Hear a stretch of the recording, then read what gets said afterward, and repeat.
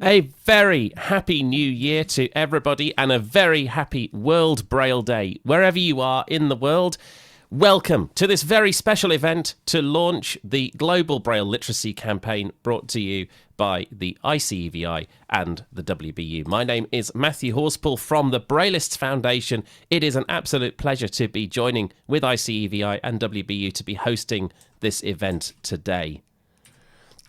We have 210 registrants. Actually, we might have slightly more than 210 now, but at 9:30 UK time this morning when I checked, 210 registrants from 67 countries. Lots of European countries, lots of African countries, a big contingent from India, quite a few from Australia and New Zealand, even some from the US, where it's got to be, 5 o'clock in the morning or even earlier than that. We pick this time because wherever you are in the world, it is still World Braille Day. Maybe only just still World Braille Day, but it's still World Braille Day, the 217th birthday of Louis Braille, and it's so good to have you in this event today. We're going to ask everybody to remain muted during this event unless you are one of the speakers, and we have several of those. We'll go through those as we go through the meeting. We have, for the time being, disabled the chat. We will keep this under advisement as we go through the session. We may open up the chat a little bit during the second half of the session, but certainly during the first half, while there's quite a lot going on, we've kept the chat disabled just so that screen reader users don't get bombarded with notifications. Even if we do turn the chat on, it's very likely there won't be a question and answer session today. So please do sit back and listen and enjoy the conversation as it unfolds. The meeting's being recorded. We'll talk more about that towards the middle of the session and towards the end of the session, but it is being recorded. So if you miss any of this, or if you listen to all of it and you think you've got friends who would like to listen to it, then please do send them to that recording. And a reminder that we do have interpretation available, live spoken interpretation into French and Spanish. This is a first for the Braillists. It is probably not a first for ICEBI or WBU. But if you need to access that interpretation, instructions have been provided in the reminder emails, and there was also a video playing in the waiting room. So hopefully people are able to access that via the interpretation feature inside of Zoom. I'm being supported today by a fantastic team of colleagues. Some of them will get to speak, and we will let them speak in just a few minutes. But there are two colleagues I'd particularly like to thank who don't have the opportunity to speak today. The first one of those is Stuart Lawler. Stuart has been doing some work behind the scenes, helping with some of the technical support for this session, helping to manage the waiting room and things like that.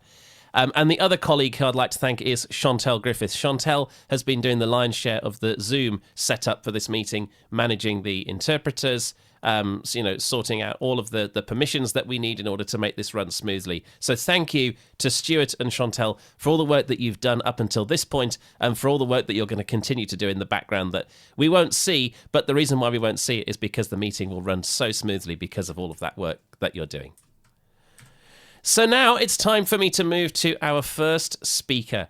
This is Frances Gentle from Australia. She's the immediate past president of ICEVI, which is the International Council for the Education of People with Visual Impairments. She's a lecturer with Next Sense Institute and Macquarie University. She is the lead designer of UEB Online, which is a free online Braille training program. And most importantly, for this session, she's the co-chair of the campaign steering group, the steering group for this global Braille campaign. So, Frances, over to you. Let's hear more about the campaign that we're launching today.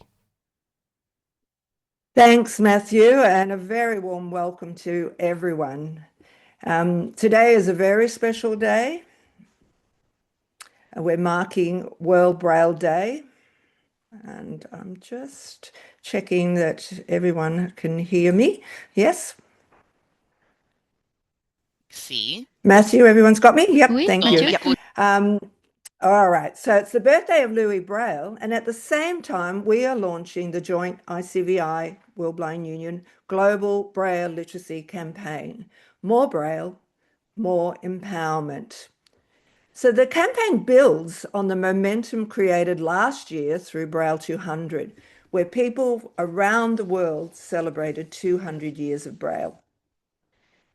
The vision of the More Braille, More Empowerment campaign is a global commitment to recognising Braille literacy as a right, not a privilege, empowering touch readers to grow, to dream, and to shape their futures. It is a 2-year global campaign running from today, 4th of January 2026, through to World Braille Day on the 4th of January 2028, providing a sustained period of action, collaboration, learning, and advocacy across regions and sectors.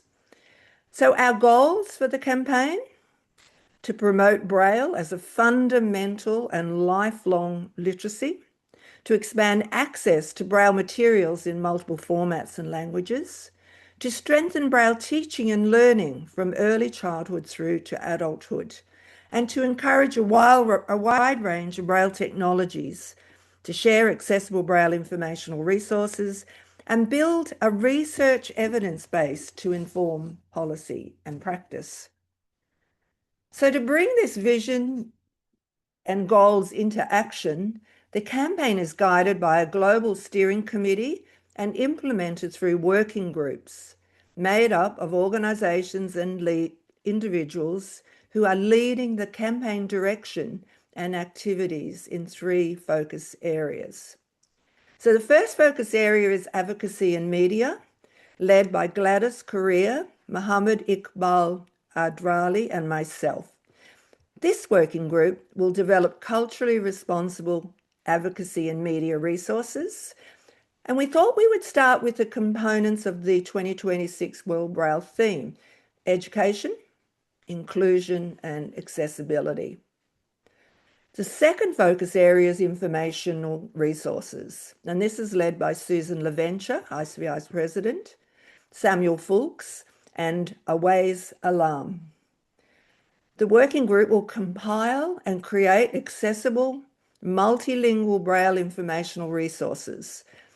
And the working group is currently identifying existing resources, and they've actually identified 18 thematic areas so far, which is quite impressive.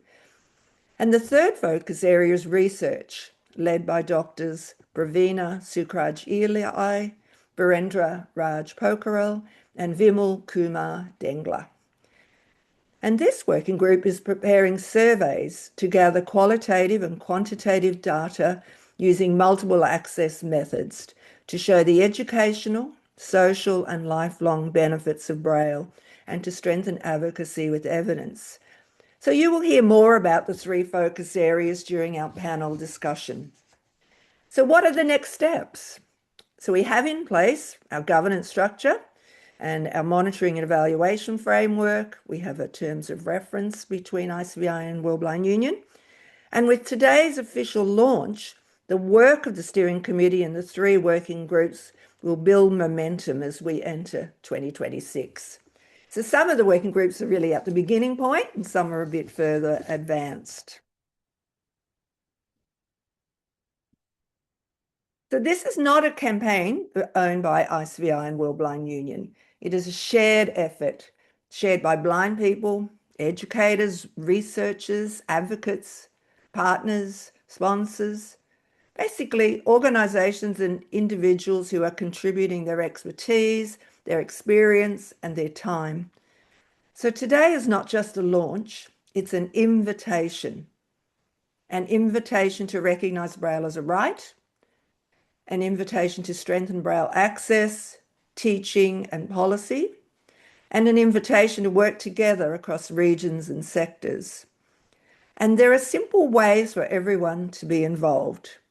You can light a candle, make a small donation in celebration of Louis Braille's 217th birthday anniversary. You can become a campaign sponsor. You can join a working group in advocacy and media, informational resources, or research. And you can join our mailing list to stay connected and informed. So for more information, you could welcome to email braillecampaign at ICEVI.org, or visit the campaign page on the ICEVI website, ICEVI.org. So I invite you to join us. So thank you, and back to Matthew. Thank you so much, Francis. Yes, ICEVI.org. Find the Braille campaign there, Braille campaign at ICEVI.org. We're going to be coming to the panel in just a moment, so get ready, panel. In the meantime, I just want to say a few thank yous, because we always do thank yous at the end and then people drop off. So we thought we'd do them towards the start while people are still engaged. We'd like to thank a number of organisations who have partnered with the campaign. The Brailleist Foundation is one of those, of course, but we also want to thank the International Council on English Braille, ICEVI, the DAISY Consortium, the World Intellectual Property Organisation, which is the organisation for the Accessible Books Consortium, the European Blind Union, Braille Working Group, and the Braille Institute of America. Thank you to all of those organisations for being a partner in the campaign. We also want to thank the campaign sponsors, who are DOT Incorporated, CBM, which is Christian Blind Mission, and they have a particular role to bring the campaign into the lesser economically developed countries, and Humanware. So thank you to those sponsors. We're really pleased that Francis has mentioned the Light a Candle initiative. That initiative has done really well so far. So far, we've raised $2,700 from 122 candles. So that the average donation per candle is about $20 US, $22.14 or so per candle. So we've still got another 95 candles to go. Let's see how much money we can raise with those remaining 95 candles. And let's try and get them. The target is to get them lit by next year. But, if we manage to do 100 candles in a month, let's see if we can get them done a little bit sooner than that. Maybe a bit more money for this very worthwhile campaign. So, let's move to the panel. And the chair of the panel is our very own chair of the Brailleist Foundation, Dave Williams. Dave works at DOT as well, who is one of the campaign partners, campaign sponsors, and hosts the Raising the Dots podcast. Do give that a listen. If you listen to podcasts about Braille, it's worth a listen. He's also a marathon runner, he is a parent, and he is a Braille user.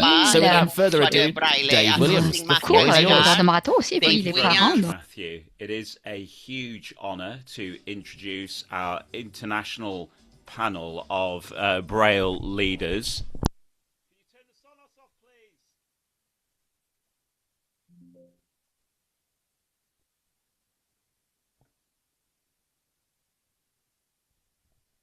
Excuse me one moment. All right, we appear to be having some technical problems with Dave there, but you are here listening to the launch of the Global Braille campaign, the Global Braille Literacy campaign, More Braille, More Empowerment, which is brought to you jointly by the International Council for the Education of People with Vision Impairment, ICEVI, and the World Blind Union, or WBU. I think we might have Dave back with us now. Hello, Dave. Thank you very much, Matthew. It is a huge honour to introduce our panel of Braille leaders and Braille experts from around the world. The first panellist is no less than the president of the World Blind Union. A very warm welcome in to Santosh Kumar Rungta. Santosh, good morning.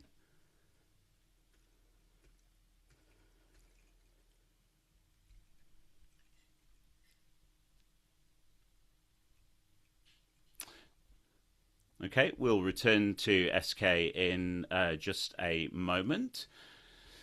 Our second panelist is from South Africa, Pravina Sukraj Eli. Good morning to you. Good morning, Dave. Pravina, while we work on SK's technicals, just tell us a little bit about yourself and your involvement with this campaign.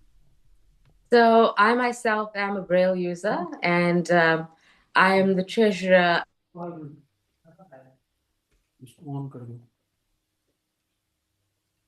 at ICEVI, And I have the privilege of leading Focus Group 3 on the research element of the Braille campaign, where we're looking at providing an evidence base that will help us to propose recommendations going forward in terms of how policymakers and the various diverse circumstances in terms of how far we've come with Braille in its various facets, so that we can then move forward to try and ensure that we have more availability, access, and use of Braille across the globe.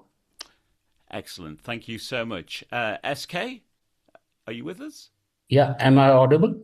You are. Brilliant. Fantastic. So Santosh is the president of the World Blind Union, is a senior advocate at the Supreme Court and High Court in India, and is also the General Secretary of the National Federation of the Blind in India. Welcome, SK. It's a huge honour to have you with us today. If you would, just remind everyone a little bit about the role of the World Blind Union.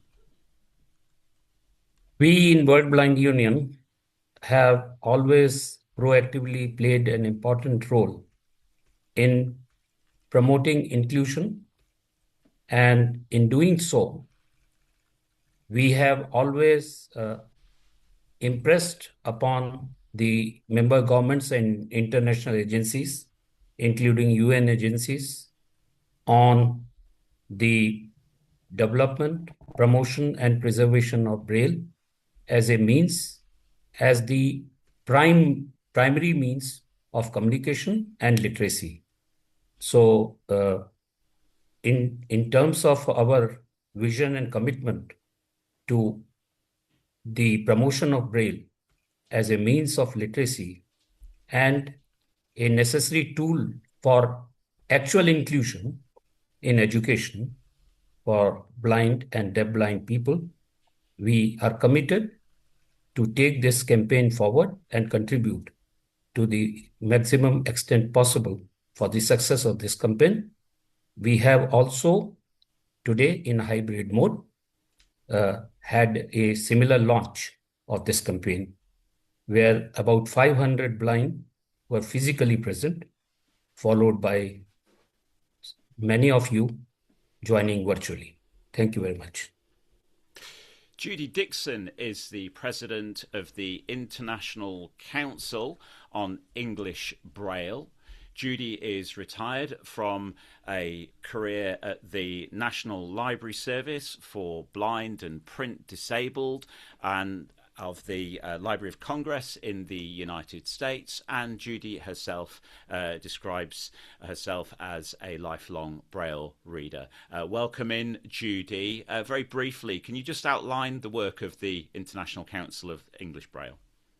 Thanks very much, Dave. Good morning, good afternoon, good evening, everyone. The ICEB, the International Council on English Braille, is delighted to be part of this effort. We are playing a supporting role.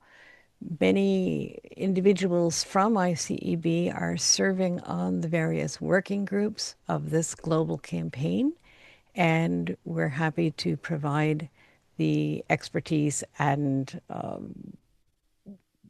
information that we have. We are primarily involved with UEB, developing, maintaining, promoting UEB, and Braille in general. Thank you. Nicholas Hoekstra is a researcher and project manager with a special focus on the promotion of inclusive education. Nicholas works with the Accessible Books Consortium and has worked on inclusive education projects in 30 countries. Welcome in, Nick. Just tell us a little bit, if you would, about the work of the Accessible Books Consortium.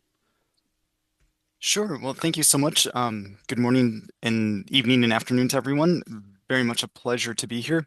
So yeah, the Accessible Books Consortium is a project of the World Intellectual Property Organization.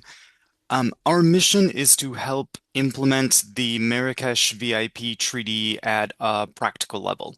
And we do that through two methods. On one hand, And this is where my work is specifically, is we help provide training and technical assistance to organizations primarily for the blind or visually impaired around the world in how to produce materials in accessible formats. And obviously that includes oftentimes production of Braille materials.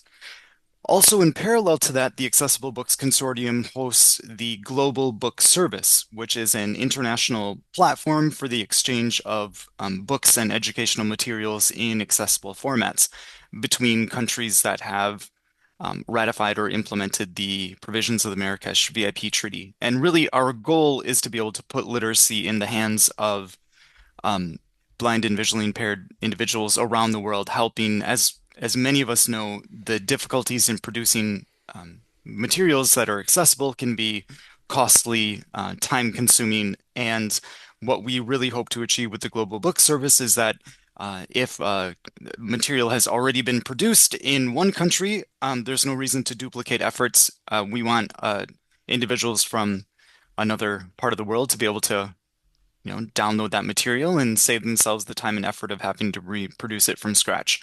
So that is what we're working on at the Accessible Books Consortium. And yeah, thank you so much.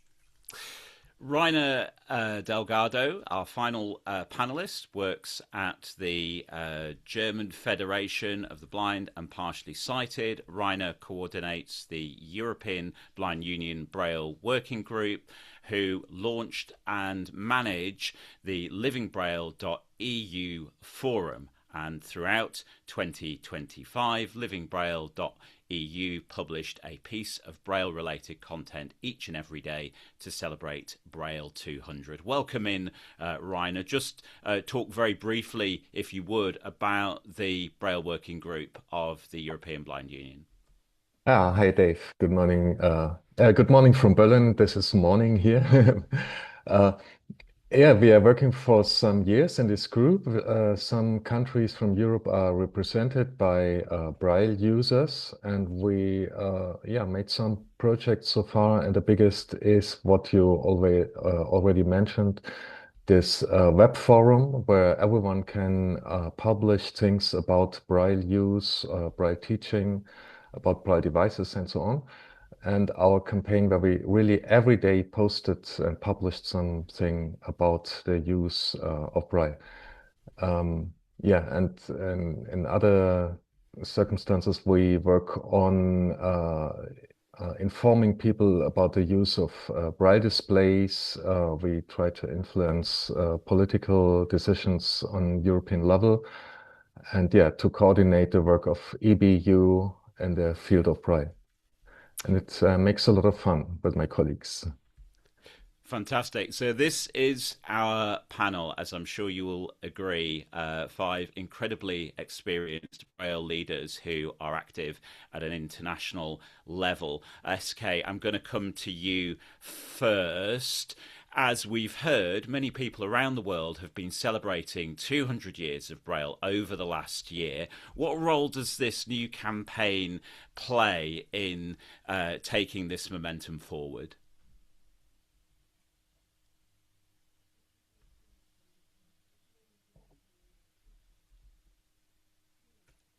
Of celebration of 200th anniversary of Braille invention in 3 ways. One, through our advocacy initiatives, as Francis has pointed out, one of the focal areas of advocacy is to promote development of Braille and its inclusion as a means of literacy in the inclusive education setting. So on the policy front, we should campaign and should be able to succeed when we demand from our governments and also some seal of approval from UN agencies to make learning by blind and deaf-blind children through Braille, at least at the elementary stage of education in the inclusive settings. And which should then be also be supported by affordable availability of Braille material and devices required for writing and developing skills of reading and writing in Braille, coupled with digital Braille. The second area where probably through our international cooperation and alliances, which we can promote to make the digital refreshable Braille devices at affordable cost available in the developing countries and least developed countries through our partnerships with the manufacturers and also the governments and other donor agencies and partners. The third area, of course, the research area is also very important, where a standardization of Braille is necessary. And in order to do that, we must focus on the establishment of national Braille authorities in the countries where there are none. And I believe that many countries, particularly in developing countries, do not have a national Braille authority. And the convergence of national Braille authorities, in order to take the good work done by ABC, Accessible Book Consortium, to translate the objective of Marrakesh Treaty and their work into a reality by forging partnerships for making the books available in accessible format and reading material available in accessible format in all countries across the globe. So this I believe should be our focus and should be our expectation from this campaign. Nick, why do you think it is that early access to Braille is so important for children who are blind or have low vision? Yeah, so let's look at this first in a very pragmatic lens, is that research has demonstrated that early access to Braille for children who are blind or partially sighted leads to higher academic outcomes. Over the course of the life, research has demonstrated that Braille readers tend to be employed at higher rates and earning higher wages than non-Braille readers. There has also been studies that have found that the employers of individuals who read Braille report that their employees are oftentimes better at problem solving or are more confident, have their own personal strategies for overcoming problems. So there's a lot of kind of evidence out there that does demonstrate the benefits of Braille. But now let's speak at more of a practical level. Early access to Braille really provides the learning of literacy skills in all of the broad senses of literacy. We're talking learning how to spell. We're talking about learning punctuation and learning features of grammar that audio formats, for all their ease, just cannot produce. If you expect that a child will eventually learn to type on a computer, they need to know how to spell. And if you want them to be able to compose, a proper email, they need to know where to put a period and a comma. And these are skills that you learn by reviewing material hands-on, so to speak, with your fingers, reading Braille, learning how sentences are structured, etc. When we look beyond just literacy in terms of, the ability to read a page, when we look at literacy of other areas, mathematics, for example, or the STEM, the science, technology, engineering, and math areas, Braille is crucial for anyone who's ever tried to do mental math. It's one thing to be able to add 27 and 36 in your head. But as equations get larger, as math gets more complex, mental math starts to become next to impossible. And what Braille provides is the opportunity for a child or adult to look at the equation, to be able to think about it, to be able to take notes, to be able to really manipulate it without needing to hold it all in their head. Research has also found that, and this is kind of the area where I'm doing research right now for my doctoral degree, is that research has demonstrated that the areas of math and the areas of STEM, more broadly speaking, are where children and youth with visual impairments are most often excluded. So having access to Braille really is key for promoting literacy in all of the broad senses of the word. Rainer, from your perspective, what do you think are the biggest barriers to Braille access? Yeah, as Nick has explained, it's really obvious and no doubt that blind children and young people need Braille to be educated and to work. But in Europe, most people who get blind are old already. Elderly people are the majority of people who become blind. And I think we have so far not found out what is the message for those people concerning Braille. Why should they learn Braille and how can we get them learning Braille? And what are the methods to teach them and the materials? And this is, I think, the biggest challenge in our times now to get Braille to every blind person, not only to children. So this is the first thing I would like to mention. And the second is we have not enough teachers and not enough teachers for children and also not for elderly people. And we have to work on this. And I think a big resource is the people who already use Braille as blind people.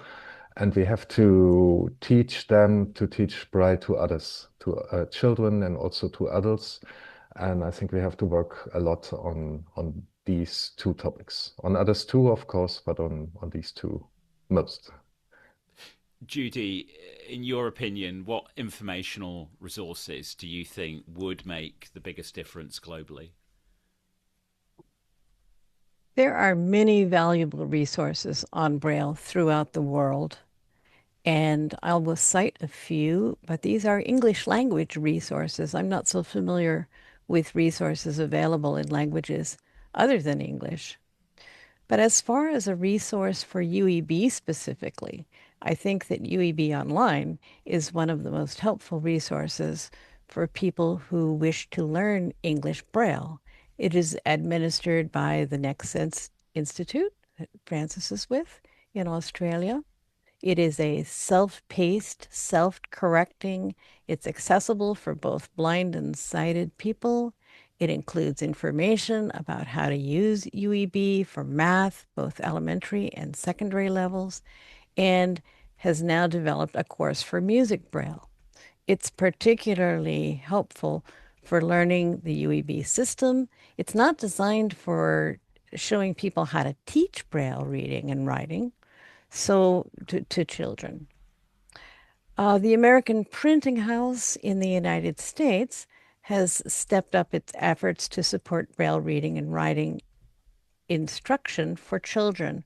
First of all, they sell Building on Patterns, a complete curriculum for pre-kindergarten through second grade reading and writing using Braille, not materials for teaching the Braille code, but actually focuses on grade level standards for reading and writing.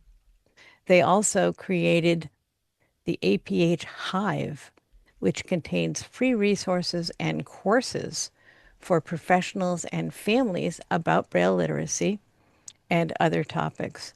Other free online resources from APH include their UEB math tutorial and an advanced math tutorial site.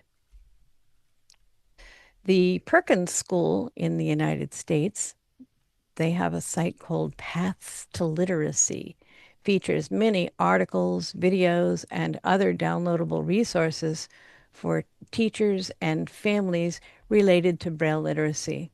There's a lot of really great stuff on that site.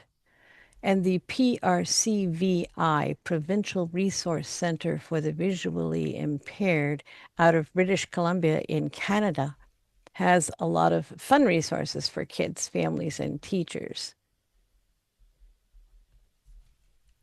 They're Braille bits, short videos that feature engaging activities for young children to build tactile skills.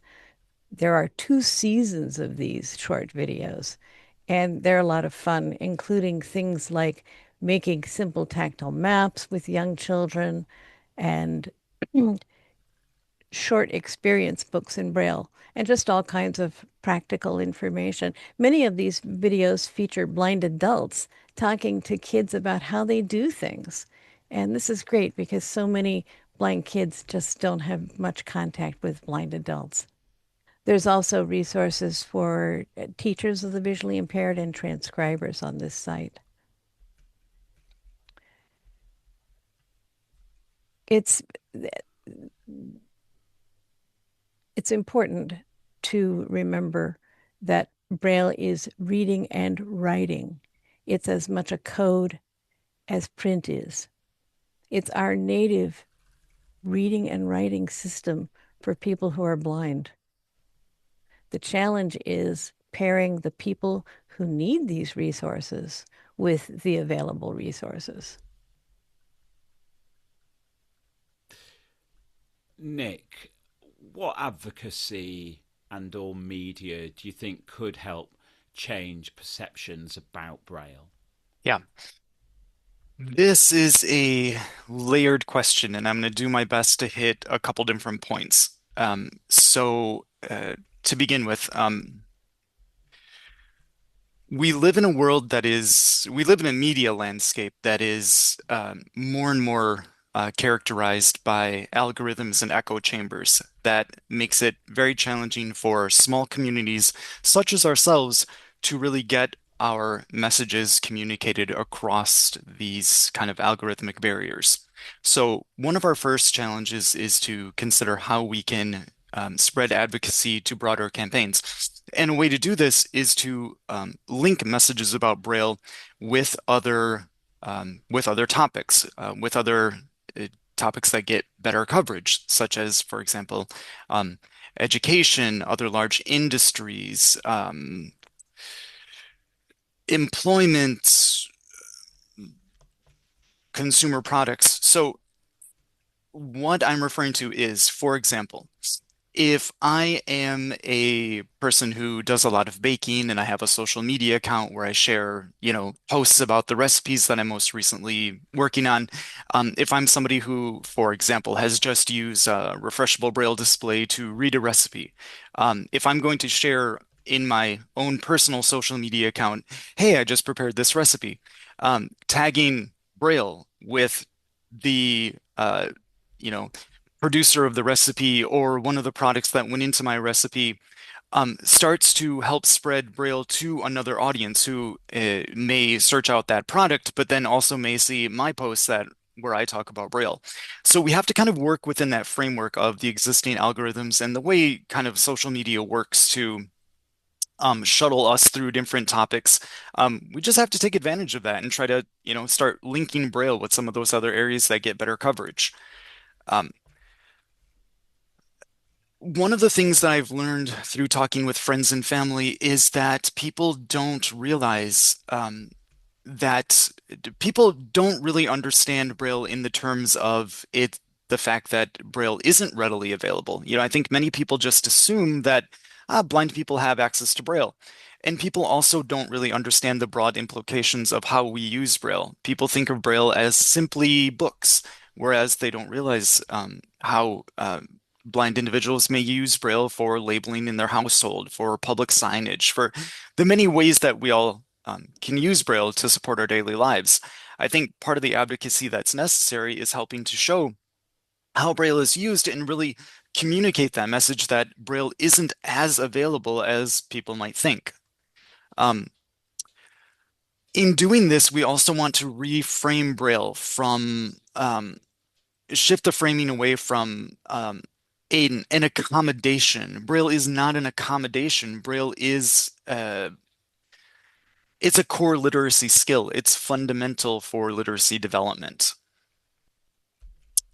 If we expect, and this is always kind of an argument that gets good traction, but if we expect blind people to participate in the economy, if we expect blind people to be employed, if we expect blind people to participate in education, Braille isn't just in addition, it's fundamentally necessary. It's going to help promote better access to employment, education, all of those things that we want our populations to be involved in.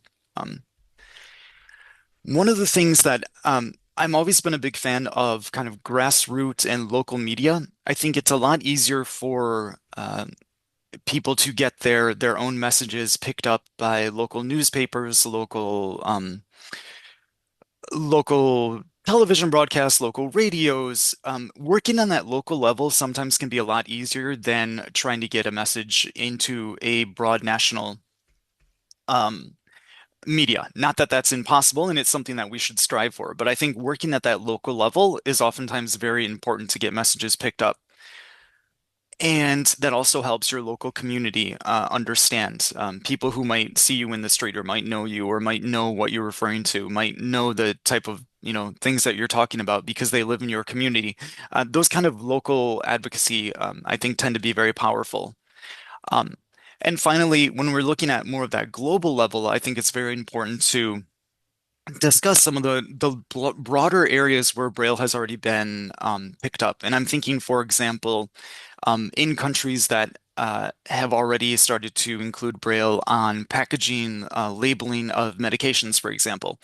That's huge. And that is something that it's important to share that globally. It's important to share that with other industries that haven't started to pick up on those things.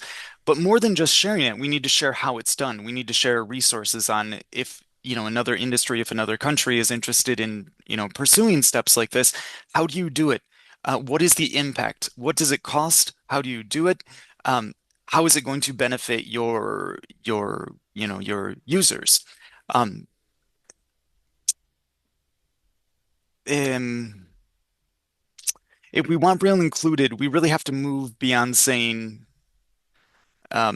this matters and show this is how it's done. Yeah. Praveena, how can research and data on Braille literacy, from early education to employment outcomes, influence national policies and investment in accessible education systems? So currently what we found is that there has been some research done in certain countries. However, we don't have anything concrete in terms of global research that will help push forward the policy agenda internationally. And the one thing that we've also found is that the world has evolved in the past 200 years. There's been various socio-economic, cultural, political changes that has happened over the years. And as Braille has also developed, so too has technology developed, and the way we access materials, the way we live our lives as people who are blind, and how we utilize Braille. Some of us still might use paper Braille in certain instances while we use electronic Braille displays in other instances, right down to using a dymo tape machine to label. So the research itself is actually to be able to, with these surveys, show what is the experience of the different countries across the world in terms in the different regions. Do they actually have access to Braille? What is their experience? Are there any barriers? Are there any best practice and that actually exists within those particular countries? And then coming forward to say, how can we pull all of this together to be able to put forward a theory of change to help us put together a step-by-step guide on how to implement this throughout the world globally. And eventually, after this 2-year campaign, once we have the evidence that exists, we would be able to pinpoint and say we can see the gaps, for example, in a particular country, in a particular region, as we look at the answers that we receive from the different survey groups that will be answering these questions that will then help us to guide and share. And as many of our panelists have spoken about partnerships and the fact that we have different age groups where we have education that we require Braille, what would we need to have access to Braille literacy?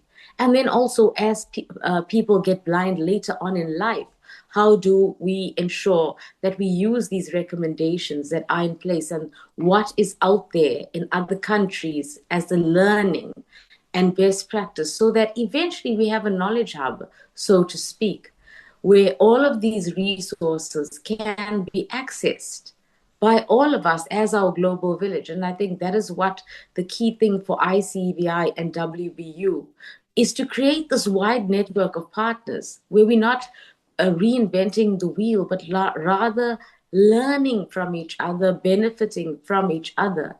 And the evidence that will come through from this research, we hope to utilize that to help guide how we move to the next century. For example, for example, how we going to ensure that we have access to all of these devices that leads to the empowerment and autonomy of people with low vision, blindness, deaf blindness across the world, no matter where they live, but that they have access based on the evidence that we find. Thank you. Thank you. SK, what message would you like to share with policymakers, educators, and decision makers listening today? My message to the policymakers, that means the national governments, again to repeat, is that they should make it mandatory that the information in whatever form available, by whatever medium it is available, should be available in Braille, also left to the choice of the blind consumers, students, employees, homemakers, to choose the medium that they want.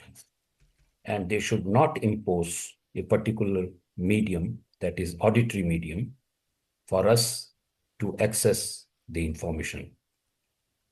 Second, to the industry, to the manufacturers, I would urge that they should work together to reduce the costs by creating demand and also creating volumes to supply so that the cost is reduced and it becomes affordable for all the blind around the globe.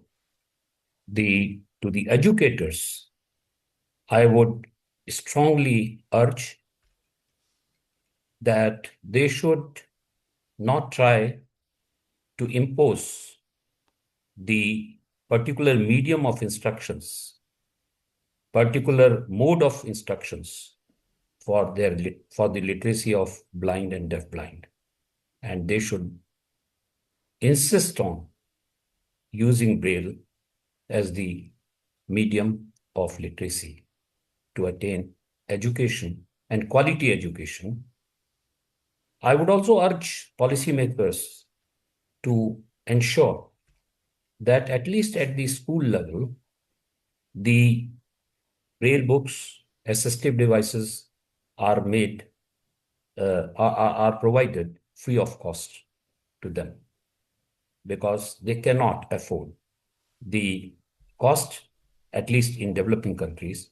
And now, as the things are changing, even in developed countries, probably it would become a little difficult for the children there as well to afford the cost that is being charged for making Braille and assistive devices for use of Braille available to them. Thank you. Thank you. Our final question, which is to all of you, and I will come to each of you one at a time, is simply this. What one change do you believe would make the biggest difference to Braille literacy worldwide? Let's go to Rainer.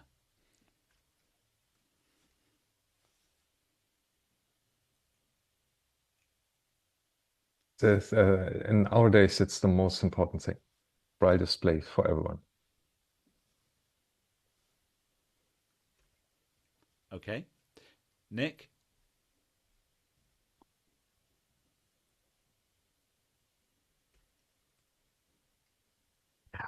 I'm going to go ahead and say I think have every country having policy that mandates access to Braille for individuals as they lose their sight, whether they be children or adults. But let's just speak in my area, which is education.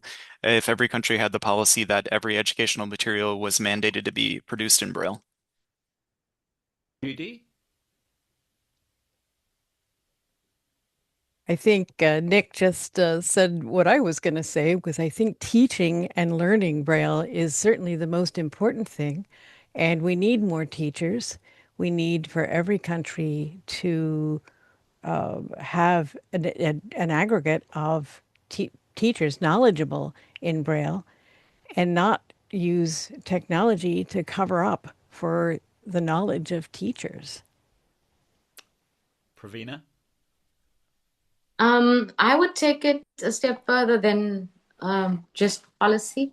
I would want there to be legislation that allows for enforceability and accountability of governments to ensure that all the articles within the United Nations Convention on the Rights of Persons with Disabilities can be upheld using Braille. We want all of us to have dignity, employment, education, and that in having this legislation in place, it will ensure that from early childhood right through to adulthood, lifelong learning, we have Braille available, accessible, affordable to all persons with low vision, blindness, and deafblindness across the world.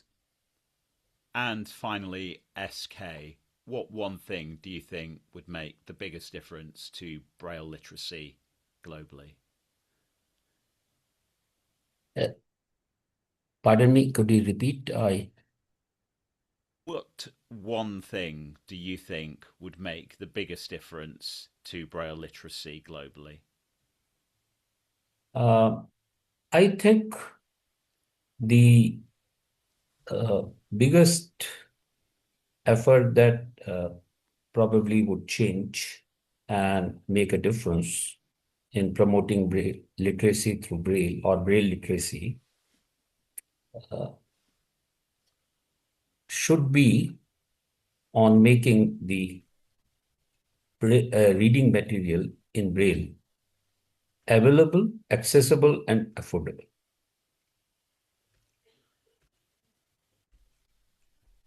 Thank you to all our panelists, SK, Pravina, Judy, Nick, and Rainer. We appreciate all the work that all of you are doing through your organisations to bring Braille to as many people who need it as possible.